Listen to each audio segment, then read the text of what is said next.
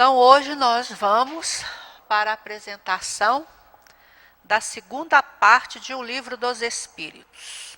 Está todo mundo estudando o Livro dos Espíritos? Ó, a oportunidade para nós estudarmos juntos, né? Olha aí, todo mundo estudando. Já tivemos a introdução, primeira parte, agora nós vamos para a segunda parte. Estudando juntos é bem mais interessante, porque a nossa apresentação aqui ela é bem tipo flash. Pegamos pontos sucintos, né, principais. Tem coisas muito interessantes no Livro dos Espíritos. Muito bem. Então, essa segunda parte, ela trata do mundo espírita, ou do mundo espiritual, ou do mundo dos espíritos. É tudo a mesma coisa. E ela contém 11 capítulos. Olha, esses capítulos abordam os seguintes aspectos: dos espíritos, da encarnação dos espíritos, da volta do espírito extinto à vida corpórea, à vida espiritual, da pluralidade das existências, considerações sobre a pluralidade das existências, da vida espírita, da volta do espírito à vida corporal, da emancipação da alma, da intervenção dos espíritos no mundo corporal, das ocupações e missões dos espíritos e dos 3 reinos da natureza. Olha quanta coisa, hein? Interessante para a gente conhecer, estudar, compreender, refletir. Então vamos lá. Kardec faz a seguinte pergunta para os espíritos: qual é o mais importante? O mundo espírita, ou seja, o mundo espiritual ou o mundo material? Ou seja, qual é o principal? E os espíritos responderam que é o mundo espírita, o mundo espiritual, que pré-existe e sobrevive a tudo que não acontece com os mundos materiais. Porque o mundo material, ele pode deixar de existir. Nós já vimos isso, que os mundos materiais, eles morrem, se desintegram através dos bilhões de anos. Esses mundos materiais e espirituais, eles são independentes, mas é incessante a correlação entre eles. Um influencia o outro, reagem um sobre o outro. Por exemplo, quando acontece aqui no nosso planeta grandes tragédias, catástrofes, guerras, as colônias espirituais que circundam a nossa crosta terrestre, elas sofrem a repercussão dessas catástrofes. Por exemplo, André Luiz narra no livro Nosso Lar, próximo curso que vocês irão fazer, tem lá um capítulo específico sobre a repercussão da Segunda Guerra Mundial nessa colônia espiritual chamada Nosso Lar, que teve que criar defesas vibratórias na colônia, providenciar treinamento de trabalhadores, números de leitos, né? E diversas atividades tiveram que ser colocadas em práticas para poderem receber aqueles desencarnes coletivos. Então, esses mundos, né, se interrelacionam. Os mundos materiais com os mundos espirituais. Deslocamento dos espíritos, para a gente recordar aí uma cena do filme Nosso Lar, é outro aspecto abordado nessa quarta parte, que nos esclarece que esse deslocamento, a movimentação dos espíritos, é proporcional ao grau de evolução. Quanto mais evoluído o espírito, mais possibilidades de movimentação e de atuação eles possuem. Os espíritos, por exemplo, pensam no lugar que desejam estar e para lá se projetam. É dessa forma que eles se movimentam. Os espíritos puros, por exemplo, se deslocam com a velocidade do pensamento, que é superior à velocidade da luz, 300 mil quilômetros por segundo. Portanto, essa facilidade de movimentação, ela está perfeitamente relacionada com o progresso moral e intelectual alcançado pelo espírito. Quanto mais evoluído o espírito, menos denso é o seu perispírito, menos afinidade com a matéria ele possui e mais facilidade de movimentação ele encontra. Obstáculos materiais, por exemplo, não há para determinados espíritos. Esclarece essa segunda parte de O Livro dos Espíritos. Há espíritos que podem vencer esses obstáculos materiais, passarem pela parede, pelo ar, pelo fogo, pela água, como nós estamos vendo aí também nessa cena retirada do filme Nosso Lar. Mas também essa facilidade de se vencer obstáculos materiais está também relacionada com a evolução conquistada pelo espírito. Mais inferior o espírito, mais grosseiro o seu perispírito, mais dificuldade ele terá de atravessar, por exemplo, uma parede, de vencer os obstáculos materiais. Perispírito, vamos ver o que nos diz essa segunda parte. De onde o espírito tira o seu perispírito? A fonte é o fluido cósmico universal. O perispírito, portanto, é formado com a condensação desse fluido cósmico universal em torno de um foco de inteligência ou alma. A forma do perispírito é a que o espírito queira, porque essa forma está subordinada ao poder mental do espírito, ao seu pensamento. Portanto, o espírito pode modificar a forma do seu perispírito. E aí também nós observamos que a questão da densidade, da aparência, né, da luminosidade, do perispírito, etc., tudo isso está vinculado à evolução do espírito. Porque o perispírito acompanha a evolução do espírito. À medida que o espírito vai evoluindo moralmente e intelectualmente, as moléculas que formam o corpo perispiritual, esse envoltório da alma, o corpo da alma, que é o perispírito, essas moléculas também vão se purificando. E à medida que o espírito vai evoluindo, o seu perispírito cada vez mais vai se tornando rarefeito, mais belo, mais luminoso, até chegar a um ponto em que ele também se desintegra, dando origem à presença de um novo envoltório, né? Um envoltório ainda mais sutil, mais evoluído, vamos assim dizer.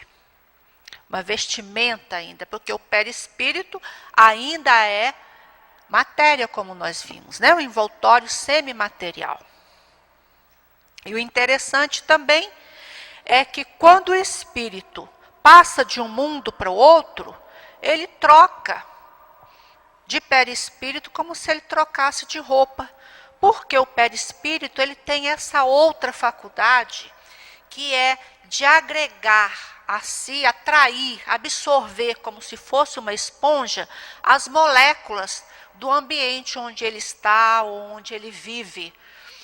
É interessante isso, porque se nós achamos que o nosso corpo fixo é uma máquina tão complexa, o nosso corpo espiritual ou perispiritual é muito mais complexo.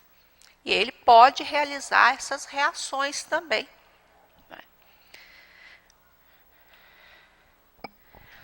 Geralmente, o perispírito, o espírito conserva a aparência da sua última existência, mas também ele pode se apresentar com uma outra aparência de uma outra existência que ele teve. Ele pode modificar a sua aparência se apresentando mais jovem, mais saudável, e mais belo, inclusive, porque o pensamento do espírito, aquelas condições influenciam na forma do seu perispírito, desse envoltório. Outra questão levantada por Kardec: um espírito pode dividir-se, ou seja, um único espírito pode estar em vários lugares ao mesmo tempo? E eles responderam que dividir-se não, porque seria contrário à lei da natureza. Mas irradiar o seu pensamento, sim. Então, um espírito, ele pode transmitir uma mensagem e várias pessoas, vários médiuns em diferentes lugares poderão receber essa mesma mensagem. Isso pode dar a ideia para aquele que ainda não compreende o fenômeno de que aquele espírito está ele mesmo em vários lugares ao mesmo tempo. Mas não ele, mas o seu pensamento, sim, pode estar em vários lugares ao mesmo tempo e várias pessoas receberem, captarem a sua mensagem, o seu pensamento. Mas também esse poder de irradiação mental depende do grau de pureza do espírito, de evolução. Quanto mais evoluído, quanto mais superior o espírito, mais poder tem ele de irradiar o seu pensamento. Sexo nos espíritos. Tem sexo os espíritos? Kardec perguntou. Kardec é interessante, né? É um pesquisador mesmo, é um cientista. Olha, eu fico tão embevecida com as perguntas do Livro dos Espíritos. Para mim é um gênio mesmo. Como é que pode perguntar tanta coisa interessante sobre tudo, né? Pessoal, olha, o Livro dos Espíritos vale a pena demais a gente estudar muito, sabe? Porque é fantástico. Não só ele, todos os outros, né? Mas a forma como ele foi elaborado, a didática utilizada por Kardec, para mim, é a melhor de todas as obras. Então, os espíritos responderam para ele: não como entendeis. Olha só interessante, olha que interessante. Os espíritos não responderam não. Tem sexo os espíritos? Kardec perguntou. Eles não responderam não tem. Eles responderam: não como o entendeis. Para a gente pensar, hein? E refletir.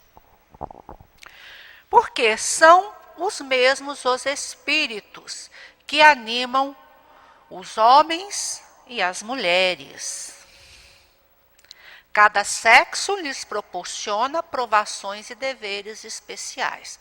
Portanto, nós podemos reencarnar no sexo masculino, no sexo feminino, para adquirirmos a nossa evolução integral. E segundo as orientações, todos nós teremos que passar por essas experiências, não só na experiência do sexo masculino, como também na experiência do sexo feminino. E isso tudo nos leva a estar de acordo com as nossas necessidades evolutivas, com as tarefas que nos cabe realizar, né? A questão de reencarnarmos no sexo masculino ou no sexo feminino. Escala espírita também é outro aspecto abordado nessa segunda parte. A escala espírita, ela se baseia no grau de adiantamento dos espíritos, ou seja, no progresso moral e intelectual alcançado pelos espíritos. E aí se dá uma classificação geral, classificando os espíritos, por exemplo, em 3 categorias básicas.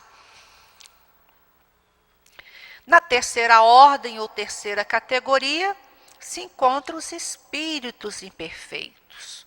Nessa categoria, há a predominância da ignorância, dos vícios, das paixões e o desejo do mal. Ou seja, a influência da matéria se sobrepõe à influência do espírito.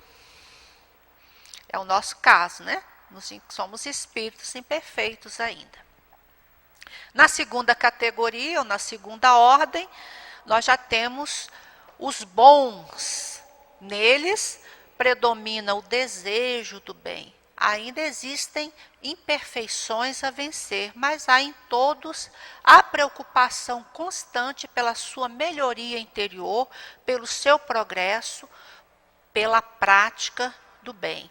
Aí, nesses espíritos, já existe a predominância da influência espiritual sobre a material.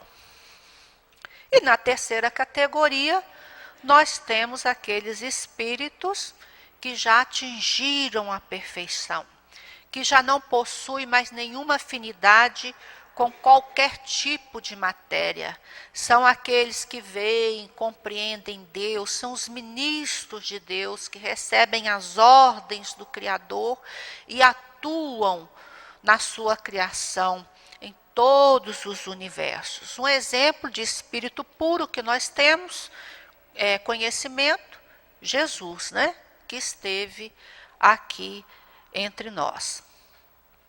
E interessante que nessa escala, nessas categorias de imperfeitos, bons, puro, existem infinitas graduações. Por exemplo, na categoria de imperfeitos, aqueles que são muito imperfeitos, os menos imperfeitos e aqueles que já estão chegando quase à condição de bons, e assim sucessivamente nas demais categorias. Portanto, a escala espírita, ela representa a chave da ciência espírita. Só compreendendo a escala espírita que nós iremos compreender as diferenças que existem do lado de lá. As diferenças, desigualdades que existem no mundo espiritual, nos espíritos. E poderemos compreender esses fenômenos, né, que sem a escala espírita nós não compreenderíamos. Portanto, ela abre a nossa mente para essa questão das diferenças, das desigualdades que existem também entre os espíritos desencarnados, como existem entre nós. Progresso dos espíritos, outro aspecto abordado.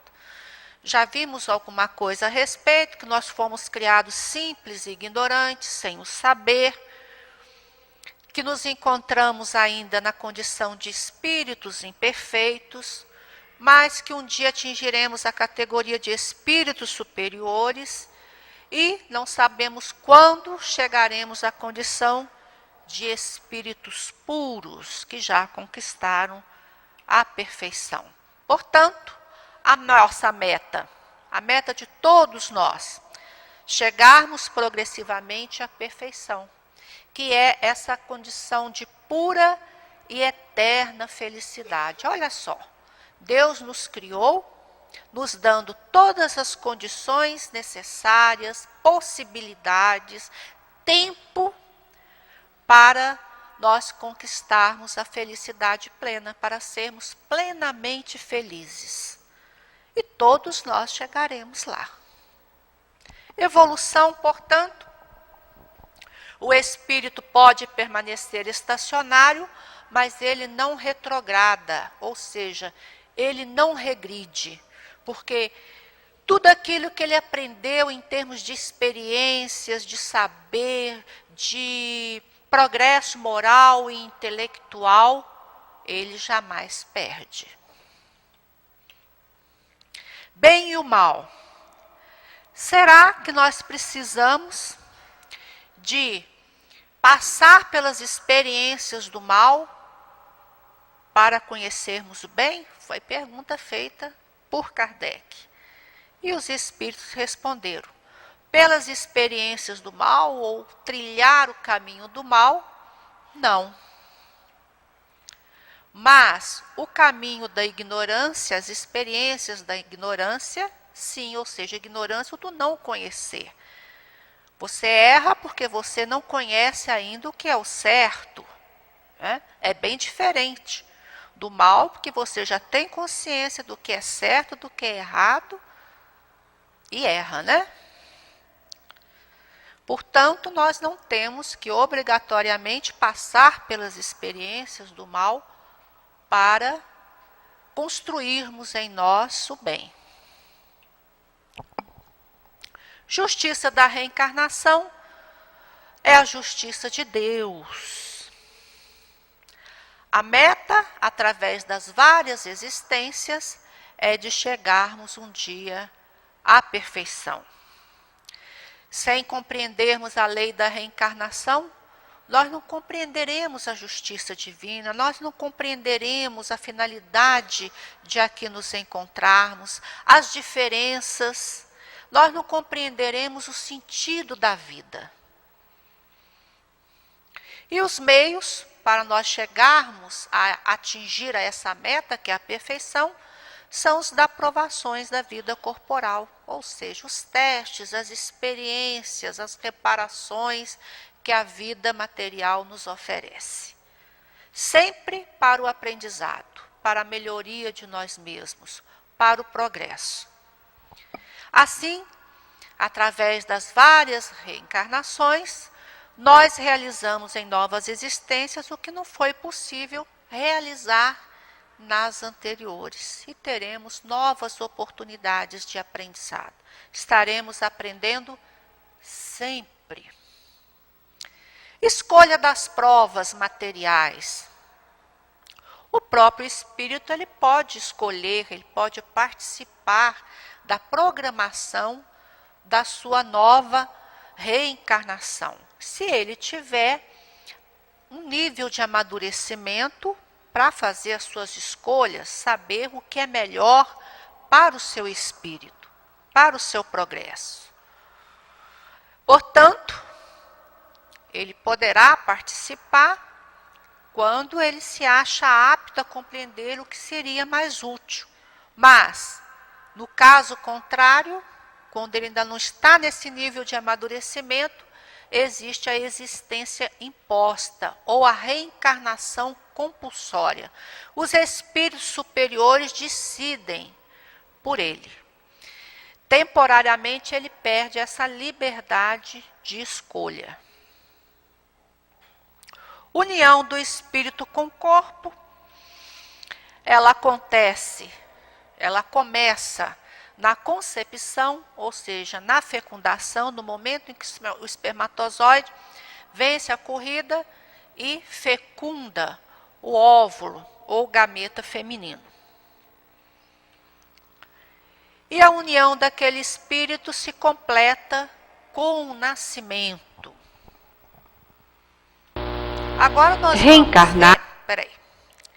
nós vamos ver mais alguns aspectos relacionados com a união do espírito com o corpo, contidos muito desses aspectos nessa segunda parte. Vamos abaixar acho que um pouquinho o som, porque parece que está muito alto. Reencarnar significa mergulhar na nossa dimensão física. O espírito reencarnante terá que se fixar em um ovo, em um embrião e depois em um recém-nascido.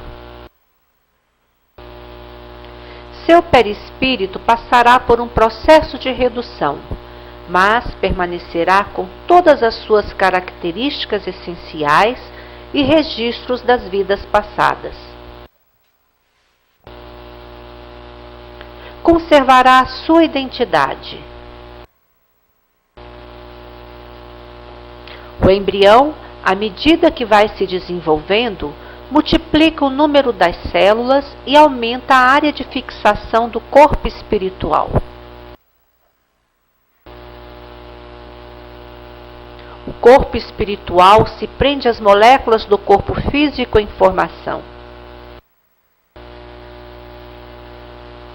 As moléculas perispirituais se aproximam, reduzindo os espaços intermoleculares.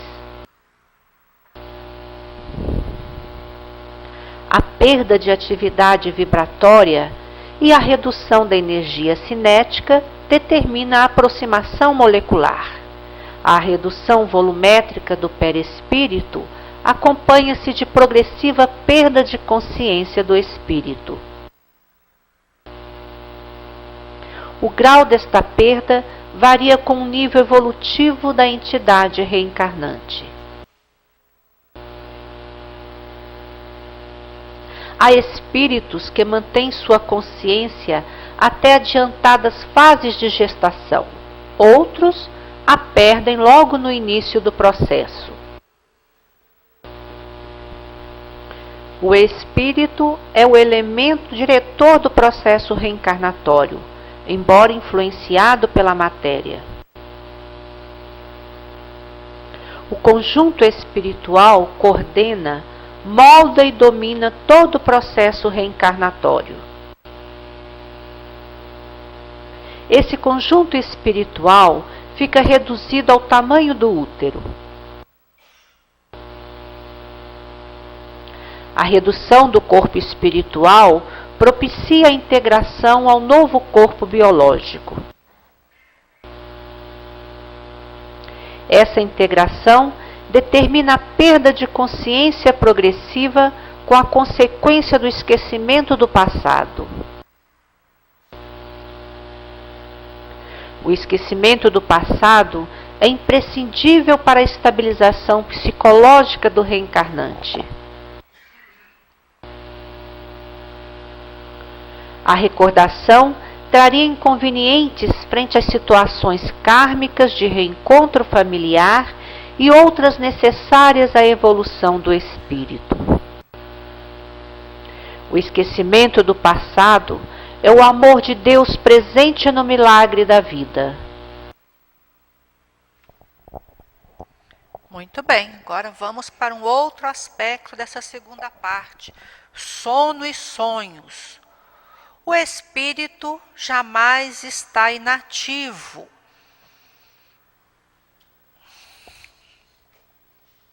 Durante o sono, ele entra em relação com outros espíritos encarnados e desencarnados.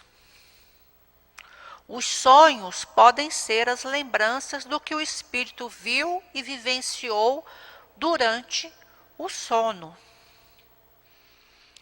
Mas os sonhos também podem ser efeitos da imaginação, ou seja, exteriorização, projeção do nosso subconsciente.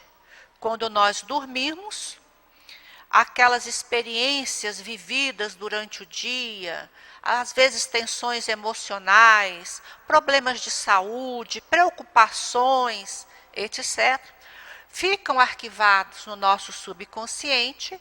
Quando nós dormimos, aquilo é projetado para o consciente em forma de sonhos. Portanto, nem todos os sonhos são as experiências vividas pelo espírito fora do corpo físico, no mundo espiritual.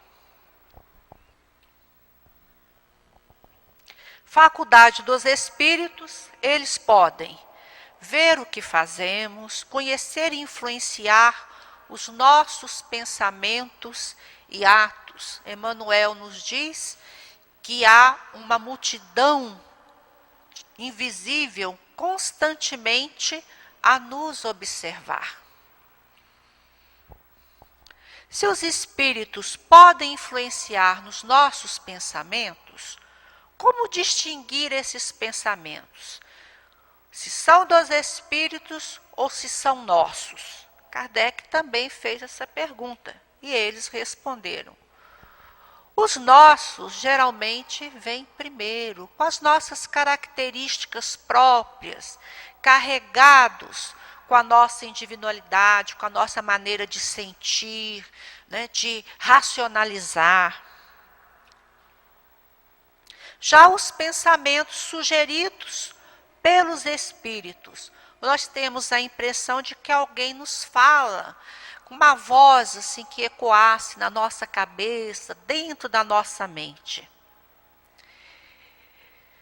E ainda eles nos esclarecem que a nossa preocupação não deve ser com a autoria desses pensamentos, se são nossos ou se são dos espíritos, mas com a qualidade desses pensamentos.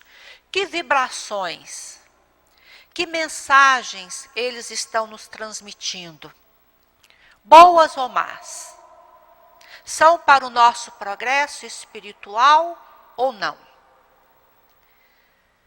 Então, eles nos esclarecem que a qualidade dos pensamentos que chegam até nós, esses sim, nós temos que discernir. Compete a cada um de nós analisar e verificar a natureza desses pensamentos, se são boas ou se são más. Para isso, Deus nos deu a inteligência e Kardec nos ensinou a fé raciocinada, a analisarmos tudo que chega até nós, pelos espíritos. Como neutralizar a influência dos maus espíritos? Aí vem uma receita ótima para todos nós. Praticando bem, ou seja, trabalhando pela nossa melhoria interior. Pondo em Deus toda a confiança, porque quando nós temos fé em Deus e a Ele nós nos ligamos, nós entramos em sintonia com as vibrações divinas. E nessas vibrações nós nos alimentamos, nós nos fortalecemos, nós nos tornamos melhores. E orando. A prece é um precioso recurso de auxílio para nós evitarmos ou neutralizarmos a influência dos maus espíritos. É o antídoto poderoso contra as obsessões, né? Mas também os espíritos, né, nos traz esse alerta. É sempre uma imperfeição moral nossa que atrai a influência de um mau espírito.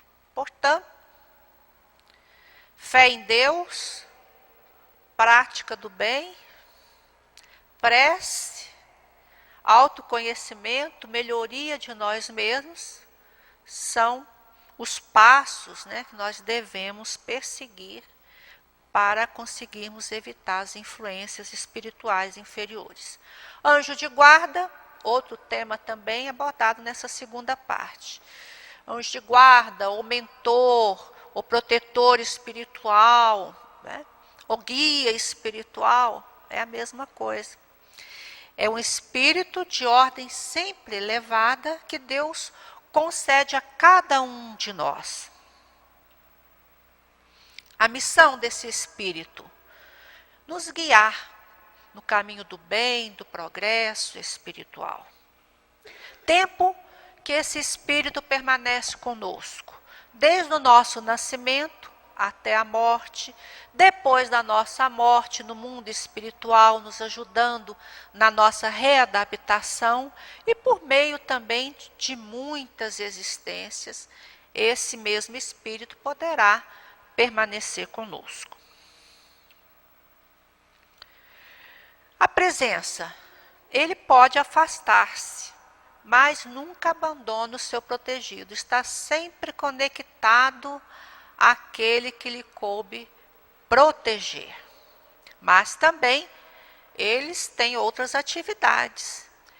Nos amparar é uma das suas tarefas. E eles não ficam o tempo todo nos pagiando, mas estão ligados sempre a nós, nos socorrendo e nos amparando sempre que necessitamos. Missão dos espíritos é de ocupação contínua. Todos têm deveres a cumprir, porque a lei do progresso é lei divina, lei do trabalho também. Então, trabalho e progresso existem em todas as dimensões da vida, não só no campo material, mas também no campo espiritual. Os espíritos, por exemplo, elevados, eles têm como tarefas receber as ordens de Deus e transmiti-las ao universo, executando a vontade do Criador. Os inferiores também têm as suas ocupações apropriadas, as suas condições evolutivas e as suas necessidades de progresso. E encerramos essa segunda parte com essa reflexão trazida por Allan Kardec.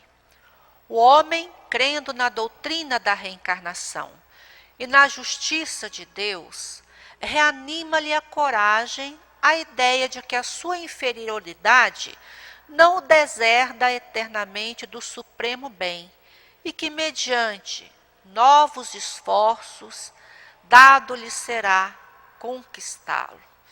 Portanto, prática do bem, construir o bem dentro de nós, caminharmos na conquista do amor, da perfeição, esse é o nosso destino como filhos de Deus. Fomos criados para essa meta e que Ele nos abençoe e nos fortaleça rumo a esse objetivo.